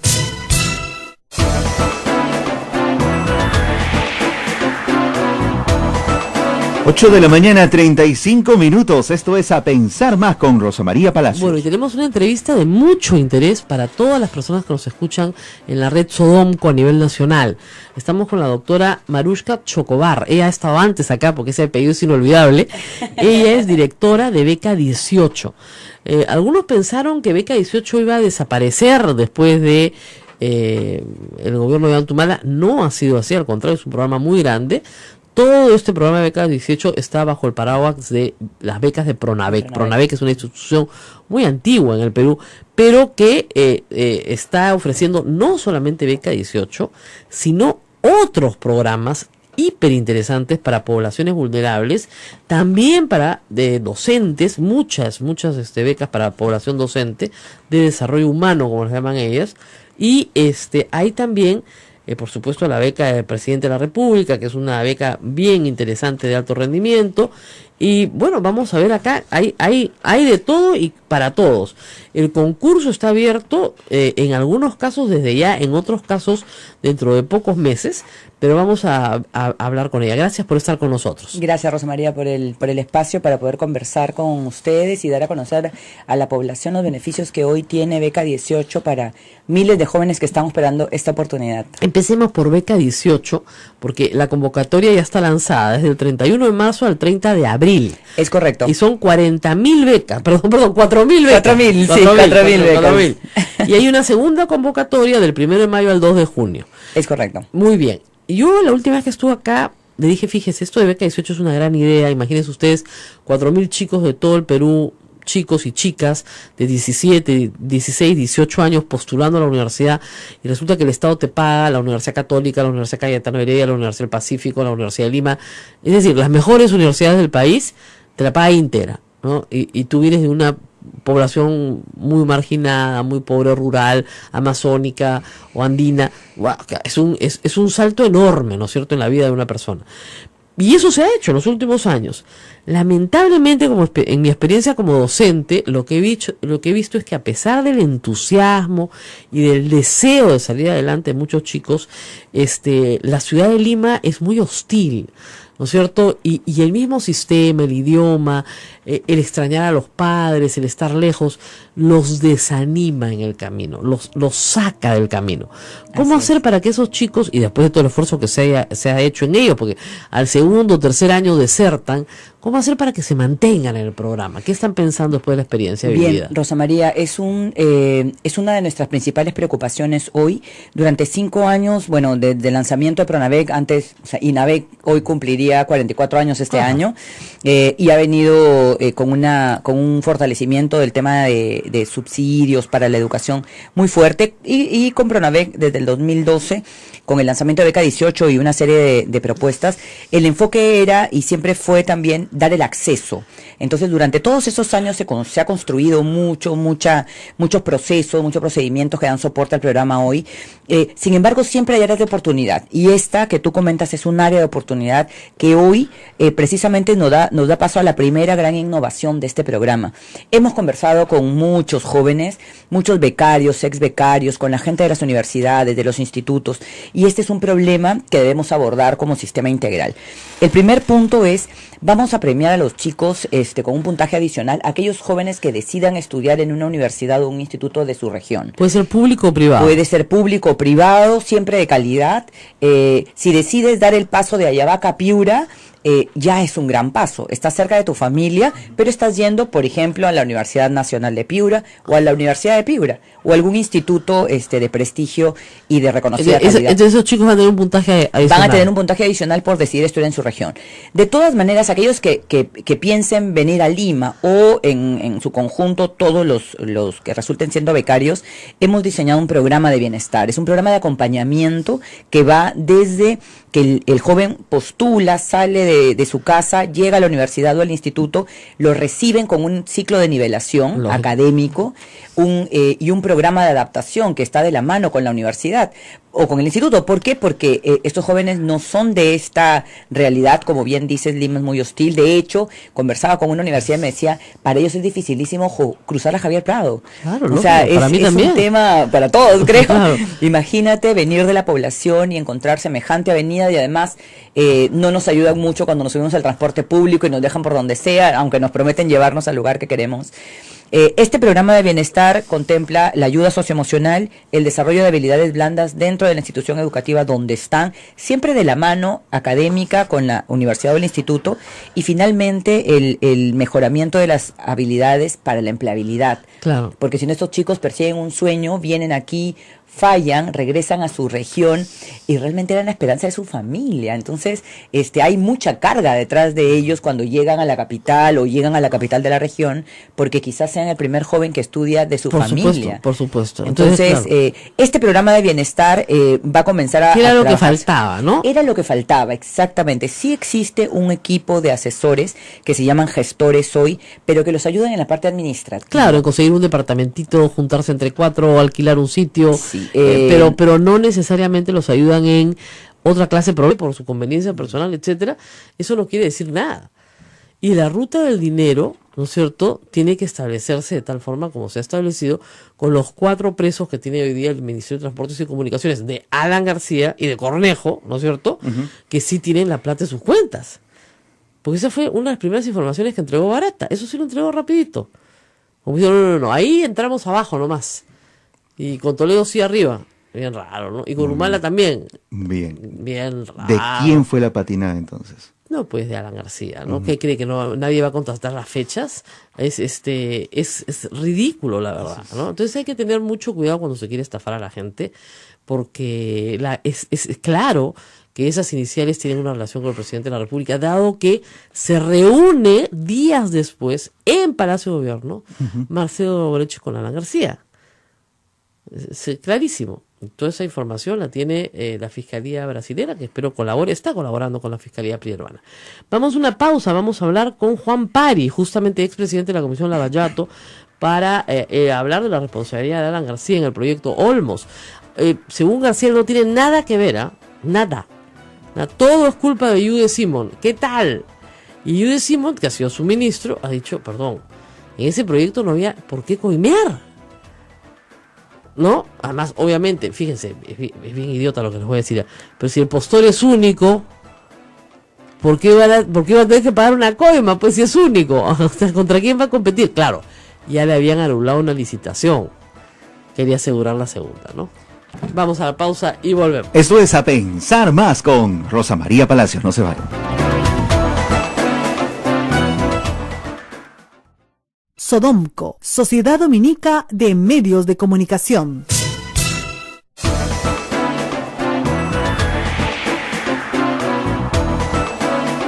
Continuamos, esto es A Pensar Más con Rosa María Palacios en las emisoras de Sodonco, Radio Santa Rosa en Lima, Radio Santo Domingo Chimbote, Radio San Martín Arequipa y Radio Veritas RTV Cusco. También con nuestras emisoras de dominicas, Radio Cepagua Ucayali, Radio Quillabamba La Convención y Radio Madre de Dios en Puerto Maldonado. Bueno, y vamos a esperar en un segundo a hablar con el ex congresista Juan Pari, pero mientras tanto vamos a hablar de otro tema que están poniendo en debate algunas personas con intereses creo yo, un tanto extraños, ¿no? El indulto a Alberto Fujimori vuelve a la noticia, dado que el presidente de la República ha dicho que hay que voltear la página, y lo ha repetido ayer también. Y esto de voltear la página, ayer no, anteayer me parece, esto de voltear la página, les digo, para mí no tiene ningún sentido cuando se habla de historia. O sea, cuando tú hablas de una relación personal, por ejemplo, te peleaste con un amigo y dices, mira, ¿sabes qué? Olvidemos el asunto. Tú y él saben perfectamente que no lo van a olvidar nunca. Claro. Solamente que no lo van a volver a discutir por el bienestar de toda la familia. ¿Ok? Perfecto. Pero eso no se puede hacer en historia. En historia tú no puedes agarrar una tijera, cortar 10 páginas ¿no? De tirar un tomo de Jorge Basadre a la basura y decir, ya, este periodo no existió. No, así no funciona. La historia no se niega. Efectivamente puedes reescribirla. Mucha gente trata de reescribirla, ¿no? Con poco éxito o con mucho éxito. Y efectivamente la historia se cuenta siempre desde el punto de vista de los vencedores, que también es verdad. O sea que puede tener una perspectiva. Pero la historia no se puede negar. O sea, los hechos están ahí. Entonces, la bancada fujimorista censuró al ministro Saavedra. Ya, eso es un hecho. No podemos discutir nada más que ese hecho. ¿Lo hizo o no lo hizo? Sí lo hizo. Sí lo hizo. Entonces, ¿cómo puedes voltear la página? Ya, no importa que nos censuren a todos nuestros ministros, no pasa nada. ¿Ya? El gobierno de Kuczynski ha tenido gestos de acercamiento al gobierno Fujimori, al día que hicieran gobierno fujimorista, varios. Oye, le regaló la Defensoría del Pueblo, que no estamos recordándolo. Les ha regalado varias cosas, varios puestos, varios personajes dentro del sector público. O sea, que no le toca a él esa parte de la negociación. Claro, y sin embargo, como digo yo, la vocación de alfombra no se las quita a nadie. Entonces, vamos a voltear la página. Y de al frente, nadie les ha pedido voltear la página. O sea, reitero, es un imposible histórico. ¿Ya? O sea, si tú tienes una mala crianza política, sí puedes pedir disculpas. Es decir, señor, le pido disculpas por haberlo ofendido y le pido por favor que usted me perdone. Ah, bueno, sí, eso sí. Pero no puedes decir que lo que pasó no pasó. Sí pasó. Eso es lo que no se entiende. Las cosas pasan. ¿Ya? Tú puedes perdonar, y se usa mucho como terapia, ¿no es cierto?, a tu agresor, incluso hasta a tu violador, para librarte de él. Pero eso no quiere decir que lo que sucedió no haya sucedido y no merezca un castigo. Claro. ¿No es cierto? Entonces, tú cristianamente puedes perdonar al que te robó, ¿no es cierto? Cristianamente, pero eso no borra el hecho de que el señor esté preso por haberte robado. Son dos, creo que se están mezclando dos niveles muy diferentes de la relación entre los seres humanos y las relaciones políticas. Y son la política del día a día es la que construye la historia. Entonces tú no puedes negar, pues, que existió una historia. Entonces, me parece muy raro que hayan salido voces a hablar de liberar a Fujimori y que volteemos la página. Ayer un programa en Canal 9, toda la mañana dedicada a usted liberaría a Alberto Fujimori. Fujimori no puede ser liberado vía indulto, salvo que se trate de un indulto humanitario. El indulto humanitario está, lo hemos discutido 100 veces, tipificado muy claramente. Procede en casos de enfermedad terminal, procede en casos de demencia senil, procede en casos de grave condición física que hace imposible, que la cárcel agravaría. O sea, el hecho de permanecer en cárcel agravaría tu grave condición física incurable y terminal. Entonces, son casos bien puntuales. Cualquier otro indulto viola las disposiciones establecidas por la Corte Interamericana de Derechos Humanos. Tú no puedes indultar a personas que han cometido graves violaciones de derechos humanos. Y el caso de Cacantuti, Barrios Altos y el secuestro de Daira Gorriti son graves violaciones de derechos humanos.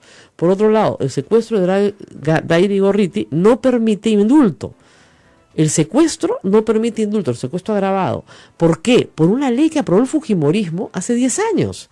El mismo fujimorismo votó por ella. De verdad. O sea, no se permite indulto en el caso de secuestro agravado. Entonces, la única forma de que Fujimori salga de la cárcel es por una ley que permita un arresto domiciliario. Cosa a la cual se han negado sistemáticamente la cúpula del fujimorismo. Yo estoy seguro que los fujimoristas no, sino Keiko Fujimori y su entorno. Entonces, claro, eso se tendría que dar desde el Congreso de la República. Claro, es una ley simple, sí. Con mayoría simple. Y no se ha hecho hasta el momento. En la que estableces obviamente una regla general, no una regla particular. Es decir, toda persona mayor de 80 años que tenga necesidades de atención médica permanente, por ejemplo, hipertensión, lo que fuera, puede irse a un arresto domiciliario siempre que se verifique que no tiene peligrosidad social. ¿Ok? Entonces, claro, si tienes uno de 81, que es el rey de Lampa y que está más sano que un roble y va a vivir 150 años, no lo puedes sacar, ¿no es cierto? Pero si tienes una persona ya en un estado muy, muy avanzado de menoscabo de sus capacidades físicas, sí, podría sacarlo, pero los fujimoristas no quieren. Entonces, la salida del arresto domiciliario se han negado sistemáticamente. La salida del indulto jurídicamente no es posible, salvo una grave razón de salud. Entonces no se puede. Yo ayer escuchaba al doctor Paco Castillo que decía los 8 o 10 años de pena por todos los delitos de corrupción